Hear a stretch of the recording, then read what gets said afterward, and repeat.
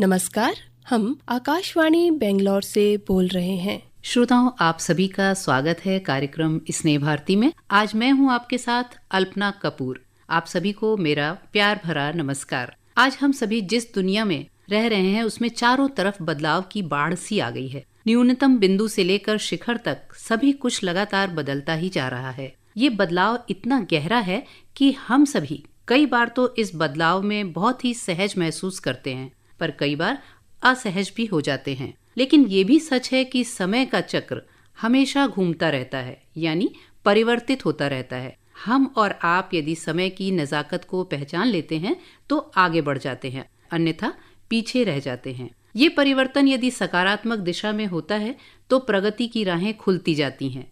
जैसा कि आज चारों तरफ हम देख रहे हैं कि प्रगति के अवसर बढ़ रहे हैं और हम महिलाएं भी इसमें पीछे नहीं हैं। आज हम महिलाएं भी लगातार सफलता की सीढ़ियां चढ़ती जा रही हैं और यदि हम कुछ अतीत के पन्ने खोलें तो उस समय भी बहुत सी महिलाओं ने अपनी कड़ी मेहनत और संघर्ष के बल पर कई क्षेत्रों में सफलता अर्जित की थी।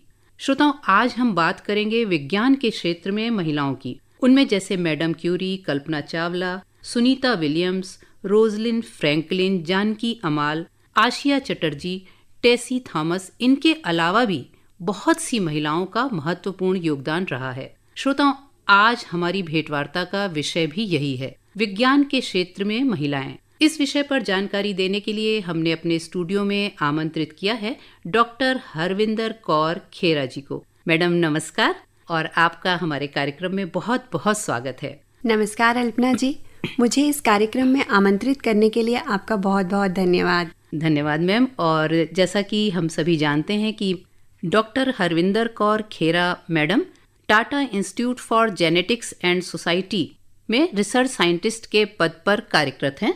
मैडम, आपका एक बार फिर हमारे कार्यक्रम में हार्दिक स्वागत है। और सबसे पहले मैं आपसे ये जानना चाहूँगी कि आपने इस विज्ञान की दुनिया में पदार्पण कैसे किया? क्या आपको बचपन से ही इस विज्ञान में रुचि थी? अल्पना जी, अगर मैं अपने विज्ञान के क्षेत्र में आने की बात करूं तो हाँ, मुझे बचपन से ही इन चीज़ों में बहुत रुचि रही। मुझे हर प्रक्रिया को जानने की बहुत जिज्ञासा रहती थी कि कुछ भी प्रक्रिया कैसे होती है, उसके पीछे क्या कारण है। इसके साथ साथ मेरे घर का वातावरण भी बहुत सहयोगी रहा। मेरी माताजी एक टीचर थीं और मेरे बड़े भाई साइंस रिपोर्टर और 101 साइंटिफिक इन्वेंशंस एंड डिस्कवरीज जैसी पत्रिकाएं और पुस्तकें अक्सर घर पर लाया करते थे। इस तरह विज्ञान से जुड़ी सामग्री आसानी से उपलब्ध थी, जिससे मेरी रुचि लगातार विज्ञान के क्षेत्र में बढ़ती रही। स्कूल के दौरान मैं हमेशा विज्ञान के हर विषय को गहराई से समझने की कोशिश करती थी। एक महत्वपूर्ण टर्निंग पॉइंट मेरी लाइफ में 11th क्लास में आया, जब मैंने जेनेटिक इंजीनियरिंग के बारे में पढ़ा। विशेष रूप से ये जाना कि बैक्टीरिया के माध्यम से हम इंसुलिन जैसे प्रोटीन उत्पादन कर सकते हैं, जो डायबिटीज जैसे रोग के उपचार में उपयोग होते हैं। यहीं से मुझे विज्ञान की वास्तविक शक्ति और उसके सामाजिक उपयोग का एहसास हुआ। उसी समय मुझे यह स्पष्ट हो गया कि विज्ञान केवल सिद्धांत तक सीमित नहीं है, बल्कि समाज पर प्रत्यक्ष प्रभाव डाल सकता है। इसी प्रेरणा ने मुझे आगे चलकर बायोटेक्नोलॉजी को गहराई से पढ़ने और आगे इसी क्षेत्र में अपना करियर बनाने की दिशा दी। बहुत ही विस्तार से आपने हमें जानकारी दी। अब अगला प्रश्न मैं आपसे ये पूछना चाहूंगी कि आपके जीवन में किन किन महिला वैज्ञानिक ने आपको इस क्षेत्र में और आगे बढ़ने के लिए प्रेरित किया? अल्पना जी, मेरे लिए प्रेरणा एक नाम तक सीमित नहीं है, बल्कि ये अलग अलग वैज्ञानिकों से मिली प्रेरणाओं का संकलन है, जिसकी शुरुआत होती है मैडम क्यूरी से। मैंने पहली बार मैडम क्यूरी के बारे में अपनी हिंदी की किताब में लगभग 4th कक्षा में पढ़ा, जिससे मेरे मन पर बहुत गहरा प्रभाव पड़ा।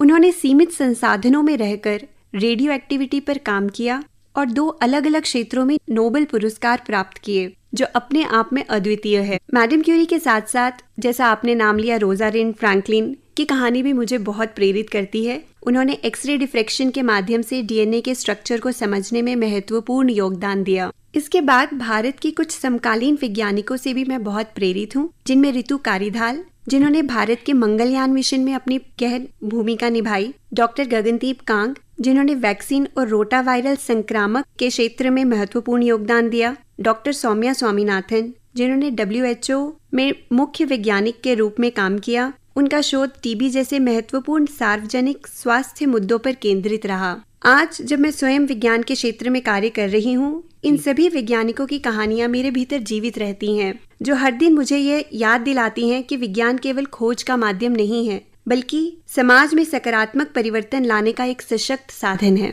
मैम, अब मैं आपसे ये जानना चाहूंगी कि इस क्षेत्र में आगे बढ़ने के लिए यहाँ तक आप पहुँच गई हैं, तो क्या कुछ ऐसे मेमोरेबल इंसिडेंट्स हुए बीच बीच में जो आप हम सबके साथ बांटना चाहेंगी? जी अल्पना जी, मैं जम्मू कश्मीर के एक छोटे से शहर से आती हूँ, जहाँ उस समय बायोटेक्नोलॉजी जैसे विषयों के लिए संसाधन सीमित थे, सीटें भी बहुत कम थी, इसीलिए चयन प्रक्रिया काफी कॉम्पिटिटिव थी।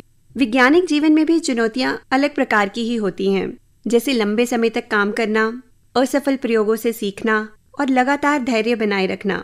लेकिन सही मार्गदर्शन और दृढ़ निश्चय के साथ इन सभी चुनौतियों को पार किया जा सकता है। आज के समय में महिलाओं के लिए क्या विज्ञान के क्षेत्र में और क्या नए नए कुछ और अवसर बढ़े हैं? यदि ऐतिहासिक रूप से देखा जाए तो महिलाओं के लिए हायर एजुकेशन और रिसर्च में भागीदारी कभी आसान नहीं रही, लेकिन समय के साथ साथ ये स्थिति काफी बदली है। आज अधिक महिलाएं MSc, PhD और रिसर्च के क्षेत्रों में सक्रिय रूप से काम कर रही हैं। मैं पिछले कई वर्षों से साइंस इकोसिस्टम को क्लोजली ऑब्जर्व करती आ रही हूँ और इस दौरान मैंने कई सकारात्मक बदलाव देखे हैं।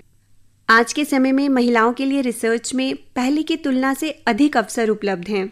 कई गवर्नमेंट और इंस्टीट्यूशनल इनिशिएटिव्स के तहत विमेन सेंट्रिक फेलोशिप्स और रिसर्च फंडिंग स्कीम्स शुरू की गई हैं, जैसे DST विमेन साइंटिस्ट स्कीम और सर्व पावर। इनके साथ साथ ऐसी भी कई फेलोशिप्स हैं जो विशेष रूप से उन महिलाओं को सपोर्ट करती हैं जिन्होंने करियर ब्रेक लिया हो, ताकि वो दोबारा रिसर्च में आसानी से जुड़ सकें। आज साइंस का इकोसिस्टम काफी इंक्लूसिव हो चुका है, जहां पुरुषों और महिलाओं दोनों के लिए अवसर मौजूद हैं और महिलाओं के लिए खासकर कुछ टारगेटेड सपोर्ट सिस्टम भी बनाए गए हैं जो उनकी पार्टिसिपेशन को और मजबूत करते हैं। अंत में मैं ये जरूर कहना चाहूंगी कि आज जो अवसर हमें दिखाई दे रहे हैं, उनके पीछे उन महिला वैज्ञानिकों का बहुत बड़ा योगदान है जिन्होंने सीमित संसाधनों और चुनौतियों के बावजूद अपने समय में आगे बढ़कर आने वाली पीढ़ी यानी हमारे लिए रास्ता बनाया। और इसीलिए हमारी ये जिम्मेदारी है कि हम इन अवसरों का पूरा लाभ उठाएं और आने वाली पीढ़ी के लिए और भी बेहतर रास्ते तैयार कर कर छोड़ जाएं। तो आपने ये बात तो हमें बताई कि क्या क्या अवसर बढ़ चुके हैं महिलाओं के लिए और बेटियों के लिए हमारी, लेकिन एक चीज और मैं जानना चाहूंगी कि क्या होता है, पेरेंट्स को भी कुछ नॉलेज नहीं होती, जानकारी नहीं होती है, और या तो डॉक्टर बन जाओ या इंजीनियर बन जाओ, तो हम अपनी बेटियों से जो इस क्षेत्र में आगे बढ़ना चाह रही हैं, इस क्षेत्र में अपना कैरियर बनाना चाह रही हैं, उनके अंदर जागरूकता और आए, वो किस तरह से प्रयास करें कि वो इस क्षेत्र में अच्छी तरह आगे बढ़ सके? अल्पना जी, महिलाओं की भागीदारी इस क्षेत्र में बढ़ाने के लिए सबसे महत्वपूर्ण कदम है कि अवसरों की जानकारी ग्राउंड लेवल तक पहुंचे। अक्सर समस्या ये नहीं होती कि अवसर नहीं है, बल्कि ये है कि उनकी सही जानकारी छात्राओं तक नहीं पहुंच पाती। इसलिए मुझे लगता है कि स्कूल और कॉलेज स्तर पर science outreach programs, career awareness sessions और वुमेन साइंटिस्ट की रियल लाइफ स्टोरीज को एक्टिवली दिखाना बहुत जरूरी है। इसके साथ ही मेंटरशिप नेटवर्क्स और स्ट्रॉन्ग रोल मॉडल्स की उपलब्धता भी महत्वपूर्ण है, ताकि जो यंग गर्ल्स हैं उनको ये विश्वास मिले कि इस क्षेत्र में आगे बढ़ा जा सकता है। इसके अलावा मुझे लगता है परिवार और समाज का सहयोग भी उतना ही जरूरी है, ताकि महिलाएं बिना झिझक और बिना किसी बाधा के अपने करियर को आगे बढ़ा सकें। अब मैं आपसे ये जानना चाहूंगी कि आने वाले समय में आपकी दृष्टि में विज्ञान के क्षेत्र में क्या क्या बदलाव होने चाहिए? अल्पना जी, मुझे लगता है विज्ञान के क्षेत्र में सबसे महत्वपूर्ण बदलाव इंस्टीट्यूशनल और एजुकेशनल स्ट्रक्चर में होना चाहिए। विज्ञान शिक्षा को और अधिक इंक्लूसिव और इंस्पायरिंग बनाना होगा, जिसमें विशेष रूप से भारतीय महिला वैज्ञानिकों के योगदान को पाठ्यक्रम का हिस्सा बनाया जाए, ताकि छात्र छात्राएं अर्ली स्टेज से ही रोल मॉडल से प्रेरणा ले सकें। इसके साथ ही फ्लेक्सिबिलिटी बहुत जरूरी है, जहां वर्क लाइफ बैलेंस को सपोर्ट करने वाली पॉलिसीज, इंक्लूसिव वर्क कल्चर और चाइल्ड केयर जैसी सुविधाएं विज्ञान संस्थानों में सामान्य हिस्सा हो। आज ये सुविधाएं कई जगह मौजूद हैं, लेकिन इन्हें और मजबूत करने के साथ साथ इनके इम्प्लीमेंटेशन को अधिक प्रभावी बनाना जरूरी है, ताकि विज्ञान का वातावरण वास्तव में सभी के लिए समान अवसर प्रदान कर सके। जब व्यवस्था के स्तर पर सुधार होगा तो महिलाओं की भागीदारी विज्ञान में और अधिक मजबूत होगी। वे न केवल आगे आएंगी बल्कि लंबे समय तक निरंतर और प्रभावी योगदान भी दे पाएंगी। और अंत में आपसे मैं ये जानना चाहूँगी कि आज हमारी जो बेटियाँ विज्ञान के क्षेत्र में अपना कैरियर बनाना चाहती हैं, उनसे आप क्या कहना चाहेंगी? अल्पना जी, मैं भारत की सभी बेटियों को यही संदेश देना चाहूंगी कि परिस्थितियां चाहे जैसी भी हों, अगर लक्ष्य स्पष्ट हो और मेहनत निरंतर बनी रहे तो कोई भी बाधा स्थायी नहीं होती। छोटे शहरों या सीमित अवसरों से आने का मतलब यह नहीं है कि हम बड़े सपने न देखें। अगर आपके अंदर जिज्ञासा है और आप सवाल पूछना पसंद करती हैं तो विज्ञान आपके लिए एक बहुत अच्छा क्षेत्र है। इसमें धैर्य और निरंतरता की आवश्यकता होती है, लेकिन साथ ही में यह समाज में मीनिंगफुल इम्पैक्ट क्रिएट करने का अवसर भी देता है, जिससे आप सोसाइटी का कुछ भला कर पाएं। और मुझे लगता है ये चीजें हम किसी भी क्षेत्र में अगर हम मेहनत करें, खुद पर भरोसा रखें, तो किसी भी क्षेत्र में सफलता प्राप्त कर सकते हैं। अंत में मैं एक लाइन कहना चाहूंगी जिसने मुझे अब तक बहुत प्रेरित किया है, और मैं खुद भी वैज्ञानिक सफर की शुरुआती सफर में ही हूँ, और ये लाइन मैं खुद से भी अक्सर कहती हूँ, जो मैं आपसे आज साझा करना चाह रही हूँ। मन जीते जग जीत, ये गुरु नानक देव जी की वाणी से ली गई है और गुरु ग्रंथ साहिब में संकलित है। इसका मतलब है कि यदि हम अपने मन को मजबूत रखें तो कोई भी चुनौती बड़ी नहीं होती और हम सफलता प्राप्त कर सकते हैं। बिल्कुल ठीक कहा आपने हरविंदर मैम।